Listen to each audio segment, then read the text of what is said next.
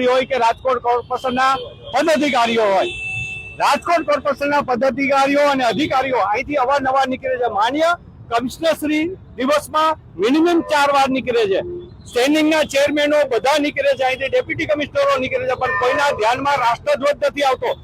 જાહેરમાં જે કાયદાનું પાલન થવું જોઈએ તે કાયદાનું પાલન ન થતું. રાષ્ટ્રધ્વજના નિયમો છે એની અંદર કલર પણ ઉડેલો ન હોવો જોઈએ, ગંદો ન હોવો જોઈએ, અને જો આવો રાષ્ટ્રધ્વજ કોઈ ફરકાવ્યો હોય તો એની સામે ગુનો દાખલ થાય છે.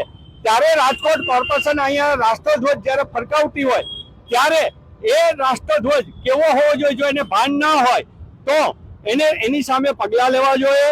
અમને ક્યાંક ને ક્યાંક બીક લાગે છે કે જે રીતે આરએસએસની વિચારધારા અત્યારે આ દેશની અંદર ચલાવી રહ્યા છે, ગાંધી અને સરદાર વલ્લભભાઈના નામો કાઢી અને ત્યાં નરેન્દ્રભાઈ મોદી સ્ટેડિયમો થતા હોય તો એમાં શું તિરંગા રાષ્ટ્રધ્વજ તો આ ભાજપ બદલાવી નહીં નાખે ને.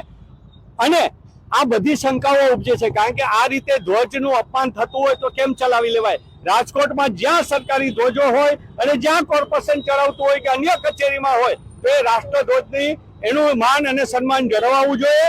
ત્યારે અત્યારે અમે અહીંથી રાજકોટ કોર્પોરેશનમાં જે અમારી પાસે માહિતી છે મુજબ ફાયર બ્રિગેડના હવાલે આ છે, એટલે અમે ફાયર બ્રિગેડના અધિકારીને આજે નવો રાષ્ટ્રધ્વજ અર્પણ કરવા જઈ રહ્યા છીએ.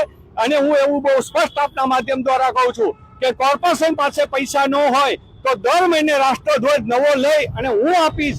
મારી તૈયારી છે જેટલા રાષ્ટ્રધ્વજ આ રાજકોટમાં ફરકતા હોય એને દર મહિને બદલાવો હોય તો દર મહિને હું એ રાષ્ટ્રધ્વજ મારા ખર્ચે આપવામાં